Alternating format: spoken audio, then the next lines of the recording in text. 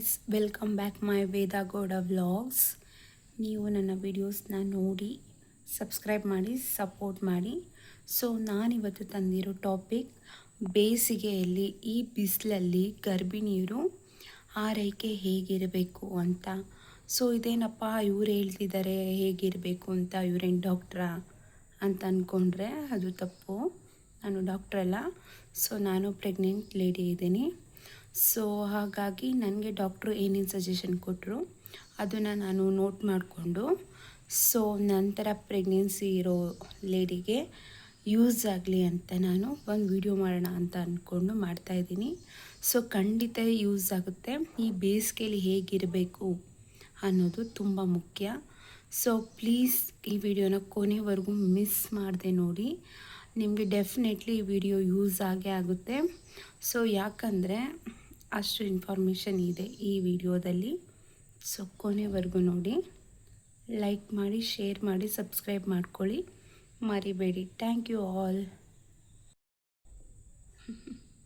ಮೊದಲನೇದಾಗಿ ಬೇಸಿಗೆಯಲ್ಲಿ ಗರ್ಭಿಣಿಯರ ಆರೈಕೆ ಹೇಗೆ. ಸೊ ನಾನೊಂದು 10 ಪಾಯಿಂಟ್ಸ್ ಹೇಳ್ತೀನಿ. ಸೊ 10 ಪಾಯಿಂಟ್ಸ್ನ ನೀವು ನೋಟ್ ಮಾಡಿಕೊಂಡ್ರೆ ಸೊ ಗುಡ್. ನೋಡಿ, ಮೊದಲನೇ ಪಾಯಿಂಟ್ ಏನು ಅಂದರೆ, ಅತಿ ಹೆಚ್ಚು ಬಿಸಿನೀರಲ್ಲಿ ಸ್ನಾನ ಮಾಡಬೇಡಿ.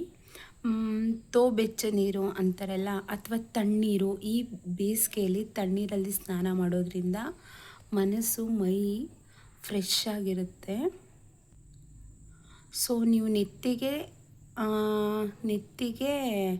ತಣ್ಣೀರು ಇಂದ ಸ್ನಾನ ಮಾಡೋದ್ರಿಂದ ನಿಮ್ಮ ತಲೆಯಲ್ಲಿ ಬ್ರೈನ್ಗಳು ಚೆನ್ನಾಗಿ ಕೆಲಸ ಮಾಡುತ್ತೆ. ಸೊ ಬಿಸಿ ನೀರಿಂದ ಮಾಡೋದ್ರಿಂದ ಮಗುಗೂ ತೊಂದರೆ ಆಗುತ್ತೆ. ಸೊ ನಿಮಗೂ ತೊಂದರೆ ಆಗುತ್ತೆ, ಸೆಕೆ ಆಗಿಬಿಡುತ್ತೆ, ಉಸಿರಾಟಕ್ಕೆ ತುಂಬ ತೊಂದರೆ ಆಗುತ್ತೆ. ಸೊ ಆದಷ್ಟು ತುಂಬ ಬಿಸಿ ನೀರಲ್ಲಿ ಸ್ನಾನ ಮಾಡಬೇಡಿ. ಅತಿ ಹೆಚ್ಚು ಬೆಚ್ಚ ನೀರು ಅಥವಾ ತಣ್ಣೀರಲ್ಲಿ, ಕೋಲ್ಡ್ ವಾಟರಲ್ಲಿ ನೀವು ಸ್ನಾನ ಮಾಡಿ. ಸೊ ಇದು ಮೊದಲನೇ ಪಾಯಿಂಟ್ ಆಯಿತಾ. ಎರಡನೇ ಪಾಯಿಂಟ್ ಏನು ಅಂತ ಅಂದರೆ, ಸೊ ಬಹಳ ಬಿಸಿಲಿರುತ್ತಲ್ವ, ಆ ಬಿಸಿಲಿದ್ದಾಗ ಹೊರಗಡೆ ಹೋಗೋದನ್ನು ಸ್ಟಾಪ್ ಮಾಡಿ. ಈವ್ನಿಂಗ್ ಅಥವಾ ಮಾರ್ನಿಂಗು ನೀವು ಈಚೆಗಡೆ ಓಡಾಡೋದು ಬೆಸ್ಟು.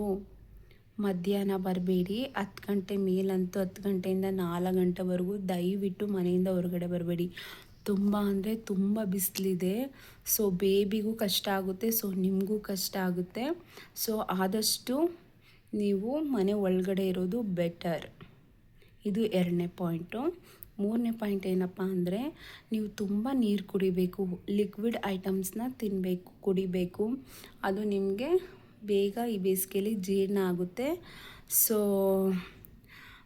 ಏನದು ಜೀರ್ಣನೂ ಆಗುತ್ತೆ ಮತ್ತು ನಿಮ್ಮ ದೇಹಕ್ಕೂ ಒಳ್ಳೆಯದು. ತುಂಬ ನೀರು ಕುಡಿಬೇಕು. ಒಂದು ಮಡಕೆ ಇಟ್ಕೊಂಡು ಮಡಕೆ ನೀರು ಕುಡೀರಿ, ಬೆಸ್ಟು. ಫ್ರಿಜ್ಜಿನ ನೀರು ಎಲ್ಲ ಬೇಡ ಅಂತ ಅನ್ಕೋತೀನಿ ನಾನು. ನನಗೂ ಡಾಕ್ಟ್ರ್ ಹೇಳಿದ್ರು ಒಂದು ಮಡಕೆ ತಂದು ಇಟ್ಕೊಂಬಿಟ್ಟು ನೀರು ಕುಡೀರಿ ಅಂತ. ಸೊ ನೀವು ಅದನ್ನೇ ಮಾಡಿ. ಸೊ 4ನೇ ಪಾಯಿಂಟ್ ಏನಪ್ಪ ಅಂದರೆ, ತಿಳಿ ಮಜ್ಜಿಗೆ. ಅದು ಬೆಸ್ಟು. ಮಸಾಲ ಮಜ್ಜಿಗೆ ಬೇಡ, ಯಾಕಂದರೆ ಅದರಲ್ಲಿ ಮಸಾಲ ಇರೋದ್ರಿಂದ ನಿಮಗೆ ಡೈಜೆಷನ್ಗೆ ಪ್ರಾಬ್ಲಮ್ ಆಗುತ್ತೆ. ಸೊ ಬೇಬಿಗೂ ಪ್ರಾಬ್ಲಮ್ ಆಗುತ್ತೆ, ನಿಮಗೆ ಗೊತ್ತಾಗಲ್ಲ, ಬೇಬಿಗೂ ತುಂಬ ಪ್ರಾಬ್ಲಮ್ ಆಗುತ್ತೆ ಹಸಿಮೆಣ್ಸಿನ್ಕಾಯಿ ಹಾಕಿರ್ತಾರಲ್ಲ. ಸೊ ಹಾಗಾಗಿ ತಿಳಿ ಮಜ್ಜಿಗೆ ಮಾಡಿಕೊಂಡು ಸ್ವಲ್ಪ ಉಪ್ಪು ಹಾಕ್ಕೊಂಡು ಅದ್ರ ಮೇಲೆ ಸ್ವಲ್ಪ ಕೊತ್ತಂಬರಿ ಸೊಪ್ಪು ಹಾಕ್ಕೊಂಡು ಕುಡಿಯೋದು ಬೆಸ್ಟು.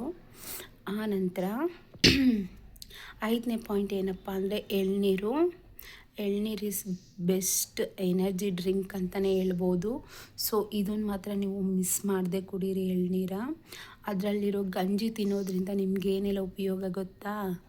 ಮಗು ತುಂಬ ಚೆನ್ನಾಗಿ ಹುಟ್ಟುತ್ತೆ, ಮಗು ಸ್ಕಿನ್ನು ತುಂಬ ಚೆನ್ನಾಗಿರುತ್ತೆ.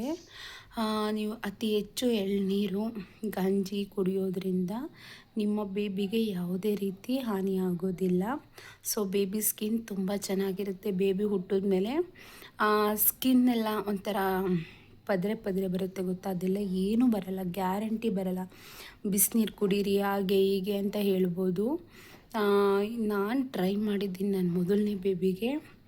ಸೊ ನಾನು ತಿಂದಷ್ಟು ಎಳ್ನೀರು ಮತ್ತು ತೆಂಗಿನಕಾಯ್ದು ಹಾಲು ಬರುತ್ತೆ ನೋಡಿ, ಅದ್ರ ಹಾಲು ಕುಡಿದಿದ್ದೀನಿ. ಸೊ ಅಡುಗೆಗೆ ಬೇಕಾದಾಗೆಲ್ಲ ತೆಂಗಿನಕಾಯಿ ತುರಿಯೋದು, ಅದರಲ್ಲಿ ಹಾಲು ಬರುತ್ತಲ್ಲ ಅದನ್ನು ಹಾಲೆಲ್ಲ ಹಿಂಡಿ ನಾನೇ ಕುಡಿತಿದ್ದೆ ನನ್ನ ಫಸ್ಟ್ನೇ ಪ್ರೆಗ್ನೆನ್ಸಿಲಿ. ಸೊ ಹಾಗಾಗಿ ಮಗು ಸ್ಕಿನ್ ತುಂಬ ಚೆನ್ನಾಗಿರುತ್ತೆ. ಸೊ ನೀವು ಅದನ್ನು ಟ್ರೈ ಮಾಡಿ. ಇದು 5ನೇ ಪಾಯಿಂಟು. 6ನೇ ಪಾಯಿಂಟ್ ಏನಪ್ಪ ಅಂದರೆ, ರುಚಿಗೆ ತಕ್ಕಷ್ಟು ಶುಗರ್ನ ಮಾತ್ರ ಬೆಳೆಸ್ಕೊಳ್ಳಿ. ಶುಗರು ಜಾಸ್ತಿ ಬಳಸೋದು ಒಳ್ಳೆಯದಲ್ಲ. ನಿಂಬೆಹಣ್ಣಿನ ಜ್ಯೂಸ್ ಮಾಡ್ಕೊಂಡು ಕುಡೀರಿ, ಇದು ನಿಮ್ಮ ದೇಹಕ್ಕೂ ಒಳ್ಳೆಯದು, ಡೈಜೆಷನ್ಗೂ ತುಂಬ ಒಳ್ಳೆಯದು ನಿಂಬೆಹಣ್ಣಿನ ಜ್ಯೂಸು. ಮತ್ತು 7ನೇ ಪಾಯಿಂಟ್ ಏನಪ್ಪ ಅಂದರೆ, ಆದಷ್ಟು ಕಾಟನ್ ಬಟ್ಟೆಗಳನ್ನ ಹಾಕ್ಕೊಳ್ಳಿ. ಕಾಟನ್ ಬಟ್ಟೆ ಬಿಟ್ಟು ಬೇರೆ ಬಟ್ಟೆ ಹಾಕ್ಕೊಳ್ಳೋಕೆ ಹೋಗಬೇಡಿ. ದಯವಿಟ್ಟು ಆಗೋದಿಲ್ಲ, ಕಂಫರ್ಟಬಲ್ ಅನಿಸೋದಿಲ್ಲ. ಕಾಟನ್ ಆದರೆ ನೀವು ಸ್ವೆಫ್ಟ್ ಆದರೆ ಆ ಬಟ್ಟೆ ಎಲ್ಲ ಏನದು ಸೆಕೆ ನೀರನ್ನ ಹೀರ್ಕೊಳ್ಳುತ್ತೆ. ಸೊ ಹಾಗಾಗಿ ನೀವು ಕಾಟನ್ ಬಟ್ಟೆ ಹಾಕ್ಕೊಳ್ಳಿ. ಸೊ ಅಗಲವಾದ ಬಟ್ಟೆನ ಧರಿಸೋದು ಬೆಸ್ಟು. ಸೊ ಈ ಟೈಮಲ್ಲಿ ಯಾರು ಏನು ಅಂದ್ಕೊಂಡ್ರು ತಲೆ ಕೆಡಿಸ್ಕೊಬೇಡಿ.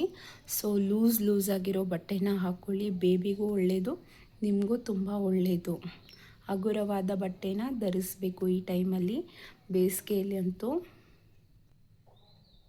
ಸೊ 8ನೇ ಪಾಯಿಂಟ್ ಏನಪ್ಪ ಅಂದರೆ, ವಾಕಿಂಗ್ ಮಾಡಬೇಕು. ವಾಕಿಂಗ್ ಬೆಳಗ್ಗೆ ಟೈಮು ಮಾಡಬೇಕು, ಈವ್ನಿಂಗ್ ಟೈಮ್ ಮಾಡಬೇಕು. ಸೊ ಮಧ್ಯಾಹ್ನ ಎಲ್ಲ ಮಾಡೋದು ಬೆಸ್ಟ್ ಅಲ್ಲ. ಸೊ ಬಿಸಿಲಿರೋದ್ರಿಂದ ಬೇಡ. ಒಂದು 15 ನಿಮಿಷ ಅಷ್ಟೇ ಮನೇಲೇ ಮಾಡಿ. ಈವ್ನಿಂಗ್ ಮನೆ ಮುಂದೆನೇ ಮಾಡಿ. ಈವ್ನಿಂಗ್ ಅಥವಾ ಮಾರ್ನಿಂಗ್ 15 ನಿಮಿಷ ವಾಕ್ ಮಾಡಿ ಸಾಕು. ಅದ್ರ ಮೇಲೆ ಮಾಡೋದಕ್ಕಾಗಲ್ಲ, ಕಾಲು ನೋವು ಬಂದೇ ಬರುತ್ತೆ, ನನಗೆ ಗೊತ್ತು, ಯಾಕಂದರೆ ಅದನ್ನು ನಾನು ಅನುಭವಿಸಿದ್ದೀನಿ. ಸೊ ಹಾಗಾಗಿ. ಮತ್ತು 9ನೇ ಪಾಯಿಂಟ್ ಏನಪ್ಪ ಅಂದರೆ, ಸೊ ಲೈಟಾಗಿ ಊಟ ಮಾಡಬೇಕು. 5ನೇ ತಿಂಗಳು ಆಗ್ತಿದ್ದ ನಂತರ ಕ್ರೇವಿಂಗು ಮತ್ತು ಹೊಟ್ಟೆ ಹಸಿಯೋದು ತುಂಬ ಜಾಸ್ತಿ ಆಗುತ್ತೆ. ಸೊ ಹಾಗಾಗಿ ನಾವು ಬಿಸಿಲಲ್ಲಿ ತುಂಬ ಊಟ ಮಾಡಿದ್ರೆ ಓಡಾಡೋದಕ್ಕಾಗೋದಿಲ್ಲ ಮತ್ತು ಹೆವಿ ಅನ್ನೋ ಫೀಲ್ ಕೊಡುತ್ತೆ. ಸೊ ಲೈಟಾಗಿ ಊಟ ಮಾಡಿ. ಸೊ ಅದು ಬೆಸ್ಟ್ ಅಂತ ಅನಿಸುತ್ತೆ ಲೈಟಾಗಿ ಊಟ ಮಾಡೋದು. 10ನೇ ಪಾಯಿಂಟ್ ಏನು ಅಂದರೆ, ಈ ಬೇಸಿಗೆಯಲ್ಲಿ ನಿಮ್ಮ ಮನೆ ಹತ್ರ ಮರ ಗಿಡ ಏನಾನ ಇದ್ದರೆ ಅದ್ರ ಕೆಳಗಡೆ ಕಾಲ ಕಳೀರಿ. ಮರ ಗಿಡದ ಜೊತೆ ಮಾತಾಡಿ, ಅದ್ರ ಜೊತೆ ಮಾತಾಡಿದ್ರು ಬೇಬಿ ಮೂಮೆಂಟ್ಸ್ ನೋಡಿ ಹೇಗೆ ಮಾಡುತ್ತೆ ಅಂತ. ಸೊ ಆ ಫೀಲ್ ನನಗಾಗಿದೆ. ಸೊ ನಾನು ಇದನ್ನು ನಿಮ್ಗೆ ಹೇಳ್ತಾ ಇದ್ದೀನಿ. ಇದು ನನಗೆ ಡಾಕ್ಟ್ರ್ ಹೇಳಿಲ್ಲ, ಇದು ನಾನು ಒಂದು ಹ್ಯಾಡ್ ಮಾಡ್ಕೊಂಡಿರೋದು. ಸೊ ಮರದ ಗಿಡದ ಜೊತೆ ನೀವು ಟೈಮ್ ಪಾಸ್ ಮಾಡೋದ್ರಿಂದ ಬೇಬಿ ಮೂಮೆಂಟ್ಸ್ ಚೆನ್ನಾಗಿರುತ್ತೆ. ಸೊ ಈ ಬೇಸಿಗೆಯಲ್ಲಿ ಫ್ಯಾನ್ ಗಾಳಿ ಕುಡಿಯೋದಕ್ಕಿಂತ ಮರ ಗಿಡದ ಗಾಳಿ ಕುಡಿಯೋದು ಬೆಸ್ಟ್ ಅಂತ ಹೇಳ್ಬೋದು. ಫ್ಯಾನ್ ಬಿಟ್ಟು ಇರೋದಕ್ಕಾಗೋದಿಲ್ಲ. ಸೊ ಒಂದೊಂದು ಟೈಮ್ ಇದನ್ನು ಯೂಸ್ ಮಾಡಿ. ಮತ್ತು ಇನ್ನೊಂದೇನು ಲಾಸ್ಟ್ ಅಂದರೆ, ಕೂಲ್ ಡ್ರಿಂಕ್ಸ್ನೆಲ್ಲ ತೊಗೊಬೇಡಿ, ದಯವಿಟ್ಟು ಬೇಡ ಕೂಲ್ ಡ್ರಿಂಕ್ಸ್. ಆದಷ್ಟು ಹಣ್ಣಿನ ಜ್ಯೂಸನ್ನ ಮನೇಲೇ ಮಾಡಿಕೊಂಡು ಕುಡೀರಿ. ಯಾವ ಥರನ ಟೇಸ್ಟ್ ಬರಲಿ, ಯು ಡೋಂಟ್ ವರಿ. ಸೊ ಏನಂದರೆ, ಇದು ಹೆಲ್ತಿಗೆ ಒಳ್ಳೇದಿರಬೇಕು, ಬೇಬಿಗೆ ಒಳ್ಳೇದಾಗಬೇಕು ಅನ್ನೋದಕ್ಕೋಸ್ಕರ ಅಷ್ಟೇ. ಸೊ ಹಾಗಾಗಿ ನೀವು ಮನೇಲೇ ಹಣ್ಣಿನ ಜ್ಯೂಸ್ಗಳನ್ನ ಮಾಡಿ ಕುಡೀರಿ ಪ್ಲೀಸ್. ನೀವು ಅಂಗಡಿ ಡ್ರಿಂಕ್ಸ್ ಅಂತೂ ತೊಗೊಳ್ಳೇಬೇಡಿ, ಅಂದರೆ ಕೂಲ್ ಡ್ರಿಂಕ್ಸ್ನ ತೊಗೊಳ್ಬೇಡಿ. ಮನೇಲಿ ಎಷ್ಟಾಗುತ್ತೋ ಅಷ್ಟು ಮಾಡಿಕೊಂಡು ಕುಡೀರಿ. ಸೊ ಹೀಗಿತ್ತು ನನ್ನ 10 ಪಾಯಿಂಟ್ಸು. ನಾನೊಂದು ಎಕ್ಸ್ಟ್ರಾ ಹೇಳಿದೆ, 11 ಪಾಯಿಂಟ್ಸ್ ಆಯಿತು. ಸೊ ಇದು ನನಗೆ ಡಾಕ್ಟ್ರು ಹೇಳಿದ್ದು. ಸೊ ನೀವು ನೋಡಿ ರೆಫರ್ ಮಾಡೋಗಿದ್ರೆ ಮಾಡಿ. ಸೊ ಈ ರೀತಿ ಮಾಡೋದ್ರಿಂದ ನಿಮಗೂ ನಿಮ್ಮ ಬೇಬಿಗೂ ತುಂಬ ಒಳ್ಳೆಯದಾಗುತ್ತೆ. ಸೊ ಈ ಬೆನಿಫಿಟ್ನ ನೀವು ಯೂಸ್ ಮಾಡ್ಕೊಳ್ಳಿ. ಪ್ರೆಗ್ನೆಂಟ್ ಲೇಡೀಸ್ಗಂತೂ 100% ಡೆಫಿನೆಟ್ಲಿ ಯೂಸ್ ಆಗೇ ಆಗುತ್ತೆ. ಸೊ ನೋಡಿ, ಕೊನೆವರೆಗೂ ನೋಡಿ, ಮಿಸ್ ಮಾಡಿದೆ. ಹಾಗೆ ಯಾರ್ಯಾರು ಲೈಕ್ ಮಾಡಿಲ್ಲ ಲೈಕ್ ಮಾಡಿ, ಮತ್ತು ಸಬ್ಸ್ಕ್ರೈಬ್ ಮಾಡಿಲ್ಲ ಹೊಸೊಬ್ರು ಹಾಕಿದರೆ ಪ್ಲೀಸ್ ಸಬ್ಸ್ಕ್ರೈಬ್ ಮಾಡ್ಕೊಂಡು ವಿಡಿಯೋನ ನೋಡಿ. ನಾನು ಹೊಸ ಯೂಟ್ಯೂಬರ್. ಸೊ ನಿಮ್ಮ ಒಂದು ಸಬ್ಸ್ಕ್ರೈಬಿಂದ ಅತಿ ಹೆಚ್ಚು ವೀಡಿಯೋಸ್ನ ಮಾಡೋದಕ್ಕೆ ನನಗೂ ಪ್ರೋತ್ಸಾಹ ಸಿಕ್ತಾಗುತ್ತೆ. Thank you all. Bye bye.